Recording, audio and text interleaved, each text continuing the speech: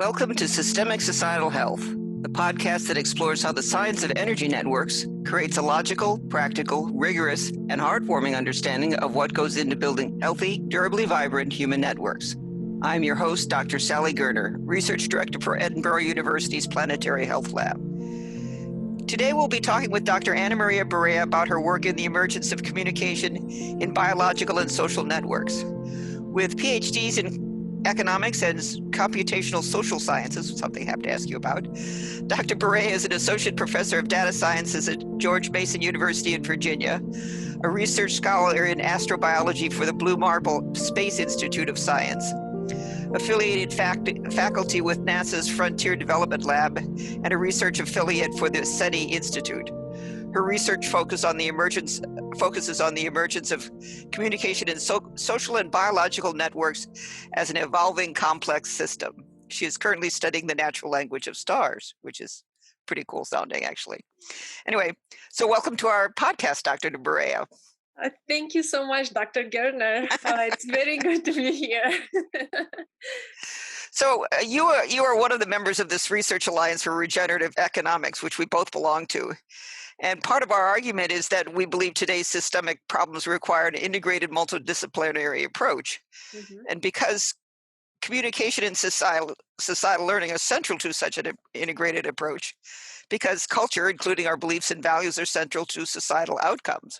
So I'm really curious about how your work is increasing or adding to our understanding of how communication plays into all of this and how it emerges.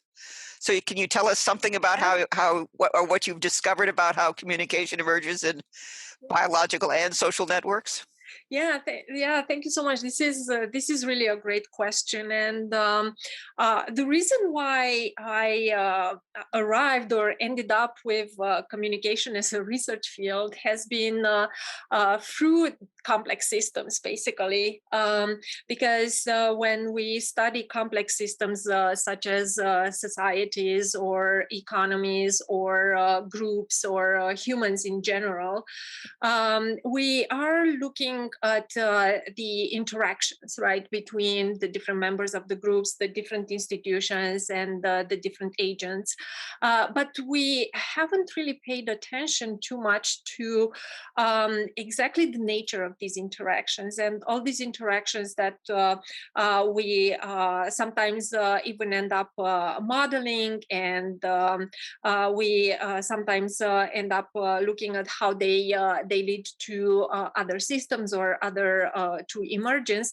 We haven't paid close detail into the actual communications and information exchange that happens through these interactions. And if we are looking at communication per se, we discover very quickly that communication per se is a complex system that keeps on evolving, because we can think of communication not just in our social systems, in our economies, between different humans, different organizations, or between individuals and organizations, but we find communication with deep roots in other complex systems in what we call life. So it's very quickly that we discover that communication is one of those fundamental properties of life, that there are no animal species or plant species or even bacteria or microorganisms that can survive without some form of communication. So, of course, when we are talking about communication, we can talk about it in different ways, and it depends on how we define it. But if we are to include signaling or chemical or electrical or electromagnetism into aspects or different forms of information exchange and communication, then we can definitely say that communication is a property of life, and therefore of complex systems, and that evolves and has evolved with the complex systems themselves. So again, when we are looking at the interconnections, and we are looking at the evolution of all these different systems in the history of life, but also in the history of our society, we quickly discovered that communication is a fundamental part of it. Wow. There we go. So how do you go about studying natural languages in these different kinds of systems? It's very broad, and it's also very interesting and very interdisciplinary. Again, there are different ways in which we can look at Hold on one communication. second, please. Okay, sorry about that. Oh, no problem at all. No problem at all. Yeah. So we were asking about how do you study these natural languages in these different kinds of things? Yeah, so we start basically by exploring the phenomenon itself. Again, because we have different ways of looking at communication. Communication for humans is something completely different than, let's say, cellular communication, when two cells are communicating with each other, which is basically electrical and chemical signaling, right? So depending on the medium of communication, we can look at communication in different ways, certainly we are talking about different ways of signaling at the cellular level, at the molecular level. Also, different ways of communication when we are looking at different animal species, and then we are looking at signaling or more auditory or olfactory type of communication, or even seismic type of communication if we are thinking about the elephants that are thumping with their feet on the ground so that they can send signals 30 kilometers away. Again, depending on the medium and the species, we are looking at this differently. Now, of course, when we are talking about humans, and by extension through technology, even computers, and let's say by extension into artificial intelligence, we are talking about, again, a different type of communication. While like other animals, we can, or animal species, we can communicate through auditory signals, through olfactory signals. Our main medium of communication is through language, something that other animal species do not possess. And by extension, we have also designed computer languages that right now different algorithms are using, interpreting, or even developing, because we have meta algorithms that are starting to develop different computer languages, right? So it's very interesting if we are looking in the whole evolutionary space, or if we are looking at a very large scale, where we are trying to understand the phenomenon from the origin of life all the way to the technological developments of our civilization. Then we are finding all these different facets of the medium of interactions, the type of interaction. And at the end of the day, what we are talking about is a form of information exchange. I think it all boils down to how we perceive and interpret information, and how information is being exchanged in living systems. So how do you differentiate between I don't know, an elephant stomping his foot that has no meaning whatsoever, and one that was communicating something? That's a very good question. So we are not doing a very good job just yet at completely understanding the communication in other species.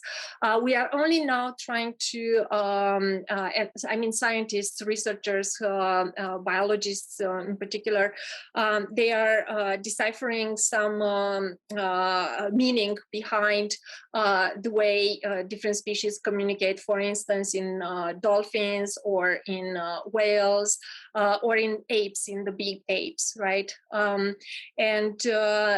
Mostly we understood them is through repeated interaction. And whether we can also interact with some of these species in a meaningful way.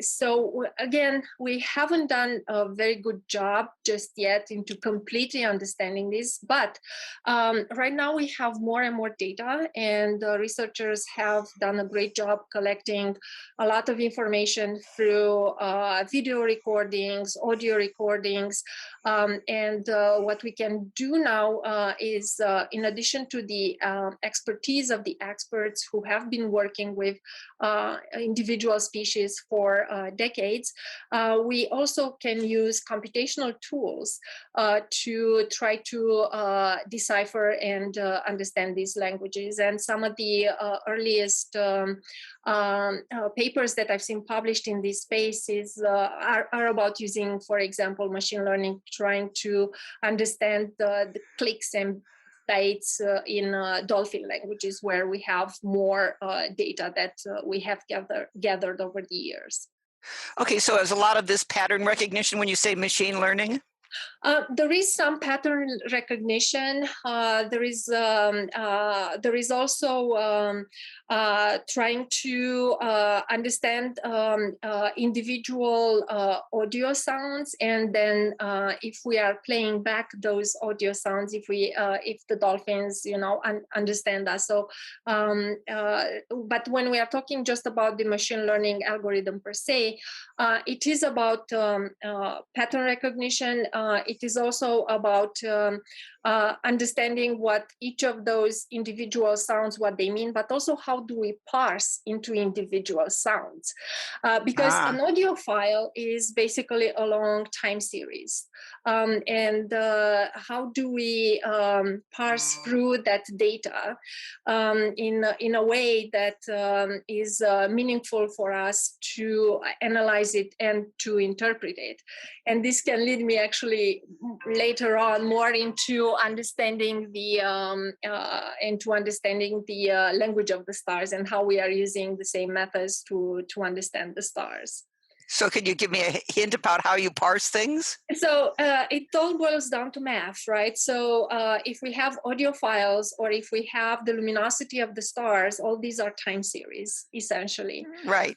So if we're looking at time series as data files, right? As long vectors of different data points, then how do we parse through them so that we can get enough granularity then that we can afterwards reproduce? So think about this as DNA code, right? So is the DNA code made of four individual letters, or is it made just of different blocks of those four individual letters? So how can we get to those four individual letters in this time series? Whether we are talking about the audio files in dolphin communication, or we are talking about the luminosity of the stars. It sounds like a challenge to me. So again, what's interesting about this is that we come down to the idea of information and how we encode and decode information using data. Okay. So how do you figure this stuff evolved? I mean, that's an excellent question.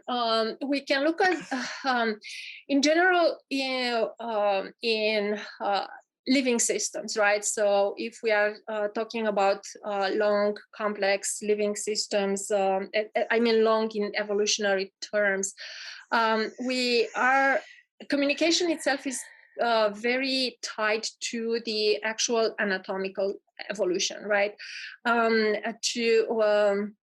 The way different analyzers and the way the perception has evolved in these systems, because for an organism that doesn't have eyes, that organism will never be able to develop visual communication, right? And it's the same for another organism that cannot communicate through electricity. I mean, we humans, we don't have that type of communication any longer, although you can find that in most species of fish, for example. So the communication itself, that's why it is a complex system, because it has co-evolutionary processes. So you have the evolution of of the medium of the information exchange with the actual species, so of the individuals, and overall the coevolution of the anatomical parts that we are using for communication. A great example here is also why can't we communicate with the big apes in the same way that we communicate with other humans. It's because of very small anatomical difference that we have versus the big apes, and that has to do with the way our throats and tongues have developed, which is different, and that's why we can articulate words in this way, while at the same time we can very well communicate with the big apes using the sign language once we teach them the sign language. So what's really interesting about this is the coevolution of the actual physical substrate of communication with the medium of communication. So. Yeah. Actually, I remember reading this wonderful stuff about the aquatic ape by this guy named Alistair Hardy, who talked about the reason we have this ability to hold our breath and the tongue development the way we do is because we probably evolved as apes in these mangrove swamps where you had to learn, you were walking upright mostly because of, you were walking through the water. And then you had to hold your breath periodically. So you co-evolved that. And then anyway, interesting. Yeah, you stuff. mentioned that to me before, and I found that really interesting and fascinating. So I was actually thinking more about how you co-evolve meaning with communication. That's a very good question. So far, from what we know, it's only us humans that can assign meaning to communication. For most of the other species, communication is about. Again, we can definitely go into very lengthy discussions about what is meaning and go into some ideas from the philosophy of science about that. Because I'm thinking of things like deer flashing their tails as a warning. Right. So indeed, in most other species, communication is about their immediate environment and their immediate context. So is it communication about mating? Is it communication about predators, prey? Is it communication about finding food? For example, as we see in bees, right? And they have that nice bee dance, right? When so that they can point to the other bees where they can find food. It's very different in terms of context. When we are talking about humans, though, we are talking about a more abstract way of communicating and about the more complex language, to which we can assign meaning not just about our survival, but about more abstract concepts that we have developed through our intelligence and awareness. Right.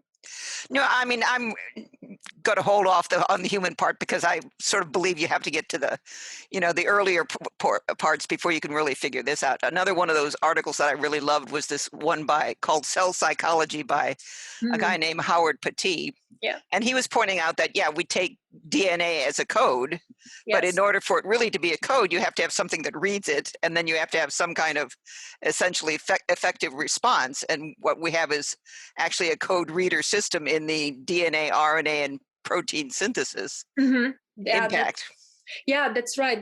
You have again, this boils down to the idea of information exchange. And in an information, when we have the medium for information exchange, the sender and the receiver have to be have to have the same understanding, or similar, not quite the same, but similar understanding about what is being communicated and how it is being communicated. So this is one of the major barriers between interspecies communication, again, because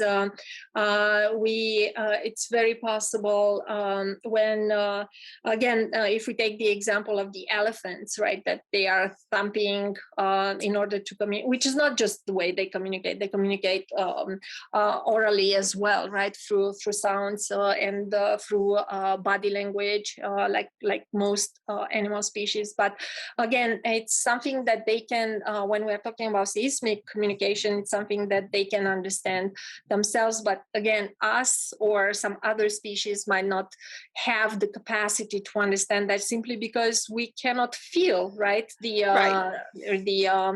actual vibrations from the ground.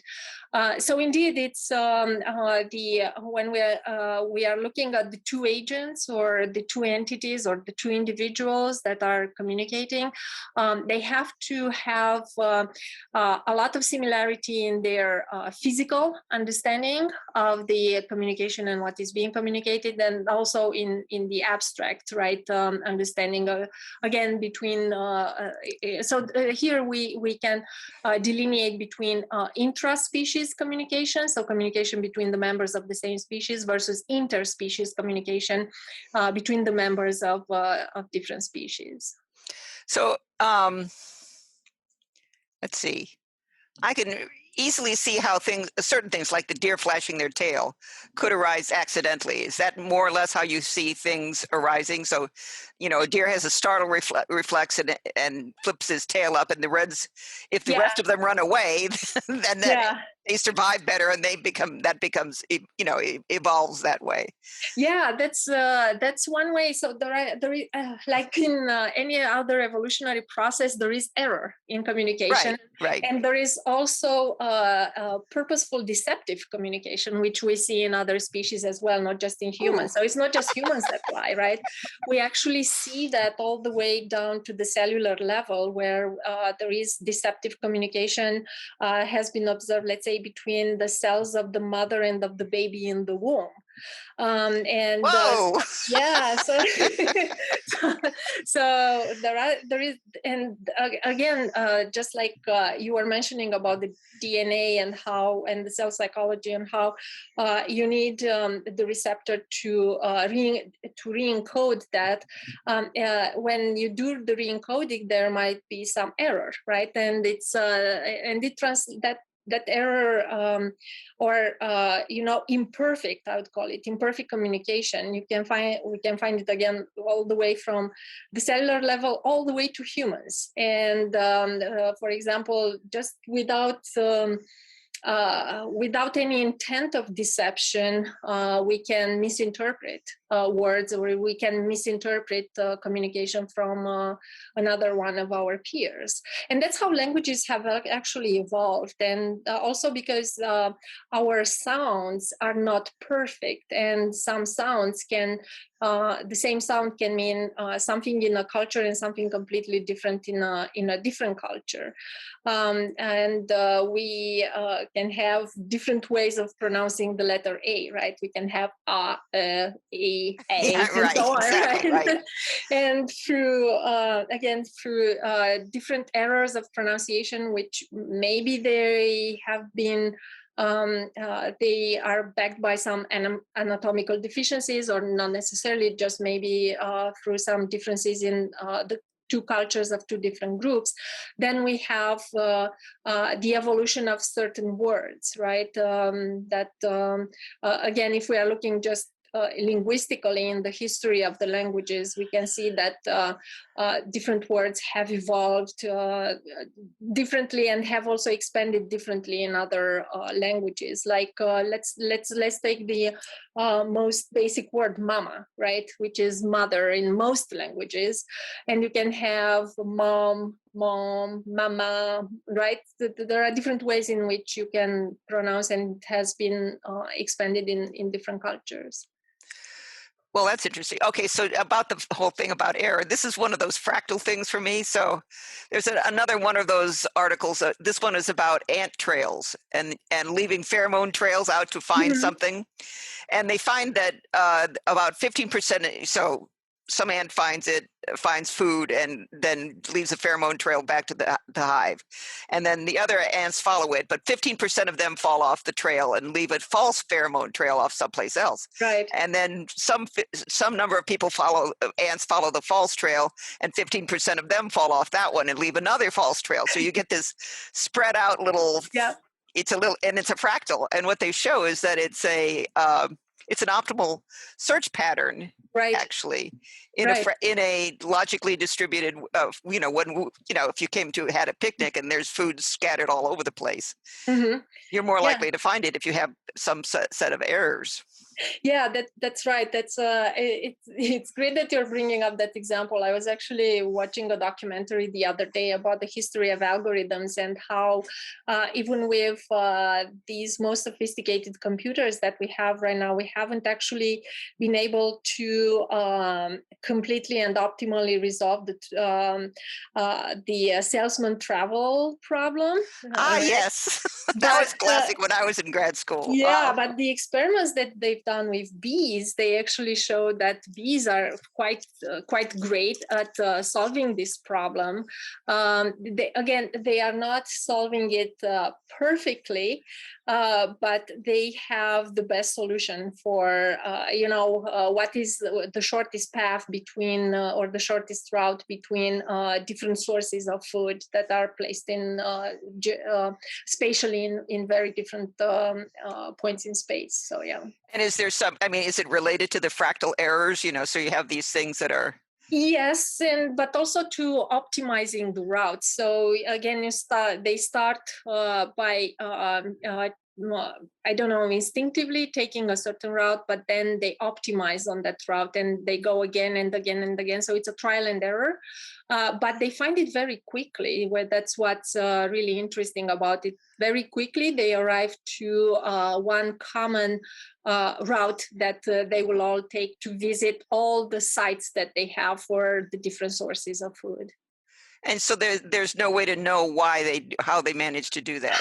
We don't know the how. We just observe the pattern that they did it, that they are better than our computers at doing it, but we don't know how. Yeah.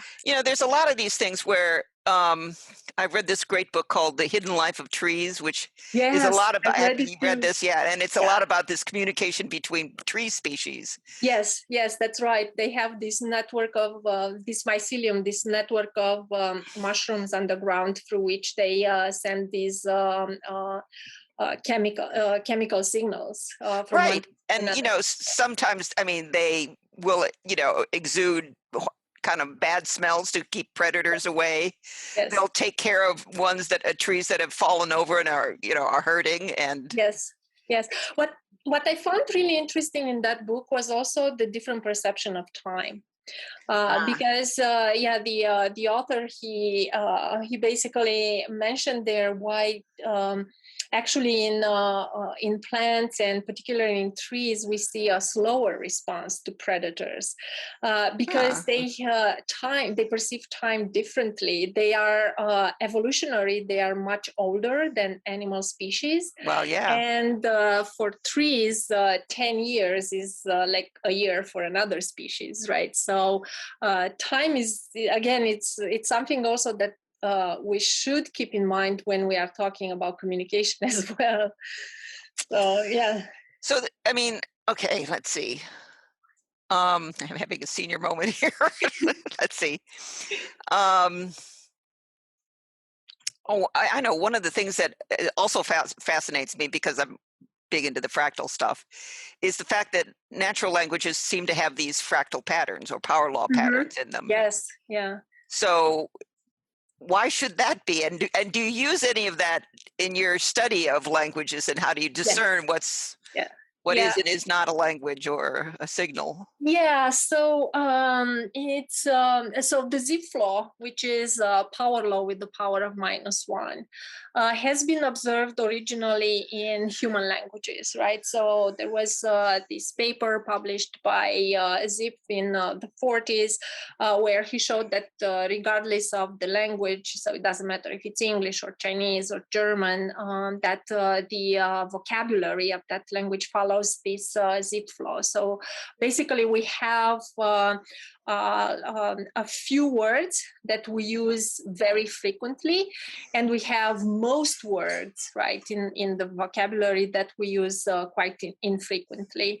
And this has been extended afterwards and has been tested for other species, and it has been observed in dolphin interactions, and it has been observed in whales interactions. So it's not necessarily just a property of the human languages, but it has not been observed yet in computer languages. So, so we are I guess one way in which we can think of this Zipf distribution or Zipf test is whether a language is natural or not, right? And this is how it has been used sometimes to, in some of the more recent research, to distinguish between, let's say, on social media, if we have humans talking versus bots talking. It's not a perfect test, but it's a good indicator for us to understand whether in on online environment we have humans talking versus designed bots that are talking to each other. And how does this work into your natural language of stars? That is the great question. So, in the natural language of stars, we started going back to what I was saying about the time series. We started with this idea of can we parse or can we partition the luminosity of stars into individual components that would be a great proxy for the DNA of stars, right? So we are looking for the DNA of stars and to characterize the stars based on these patterns.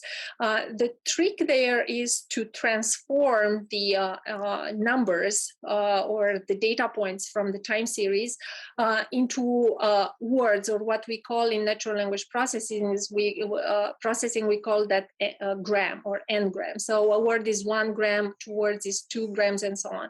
So again, how do we partition these time series so that we can have, instead of a vector of data points, we have a vector of n-grams, right? The idea here is, okay, that we want to create the DNA of the stars to have a better characterization and classification of the stars, but also to potentially simulate stars that can exist, but we have not observed yet. Now, why use natural language processing for this? Because it sounds quite esoteric. It's right. It's a charming. Method. Yeah, it's a method, or it's actually a bunch of methods that a group of methods or methodology that we designed to understand human languages. We didn't design that for astronomy or for stars. But again, the idea here is that if we actually want to catalog these stars, then we can look at the ways we have done taxonomies and cataloging and vocabularies in human languages, and do the same for other type of phenomena. Now, going back to your question about the Zipf law, what we have observed is that when we repeatedly try different methods for parsing this time series and cutting them into different bits and pieces, one of the methods that was basically inspired by the Zipf law, where we are trying to put the data points to fit them into a Zipf distribution and then create the n-grams from that, it was that method that actually rendered the best results for us in terms of classifying the stars that have similar patterns and have them classified into the same group. So that's where that comes in here. Interesting.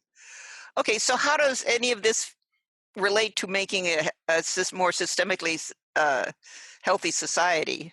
Yeah, so that's the number one question, right? Again, when we are talking about the evolution of societies, and we are talking about societies as complex systems, we have looked, and researchers have looked into that and have modeled and simulated the evolution of societies under different circumstances, whether we are talking about economies, or whether we are talking about cooperation, or competition. But again, we haven't closely pay attention to the interactions here, to the way individuals within a society, how they communicate, and how that reflects into some emergent patterns, or to the communication between different subgroups or organizations in the society, and how that reflects into the emergence of different patterns. Because it's not just that words matter, right? And that, you can conquer more with words than with swords, right? But we do know that miscommunication, that deceptive communication, for instance, and we show that actually through a series of our simulations, how they actually lead to less trustworthy societies. On another hand, we also show that when we have more communication interactions and we have more propensity for open communication, that leads to more to societies that are more trusting, and that they are more open. So Right. yeah. Do they learn better, or can you tell? We assume that I cannot tell that right now. We are still looking at some features in those simulations. We are trying to understand also the role of entropy, which is of It's interest. another one of our conversations, yes. Yeah, which is another conversation. So but definitely we can see the role of communication as it plays out into groups, for how trustworthy or how less trustworthy those groups become. Well, I mean, obviously that relates a lot to what's going on now in a world of alternative facts and, Right, fake media and fake right. news and things like that. And no one knows who to trust anymore. It's just crazy. Yeah, that's right. Um, is there some reason why we would be heading this way? I don't know. So um, I I think personally, I think that the wealth of information that we are drowning in. So talking about information versus meaning, right? It's become more difficult to extract meaning from all this information exchange that we are having on a daily basis nowadays. Um, uh, in um, in the past, we had meaning from different information that was more or less given to us by, let's say, experts or institutions. Think about the way the English dictionary has evolved. It was a group of scholars that would say, this is the correct way to use this word, this is the correct way to spell or write this word. But now we have a lot of noise, and we have a lot of information, and we are yet to see what emerges out of all these interactions. And sometimes Mm, what we see as emergence is very polarized opinions. mm, So it's not necessarily that we are converging towards a truth, or a how should I say, or towards a more unified or cooperative view of a topic, right? But that we see this, that for different topics, we see this emerging into more groups, or more polarized, in a right. more polarized way. So we don't have that clear, emergence of one thing or one global thing. We see that into spread out, basically. So Of course, part of my theory is that we're witnessing the death throes of oligarchy, which is hierarchy run by and for the maximum profit for a few people on top, and right. that we're essentially, and that it has incentivized a lot of this polarization and a lot of this Yeah, deceit yeah. and things like that, and that we're basically going to have to work our way out of that, and that's probably the biggest challenge of our time. Yeah. I mean, definitely.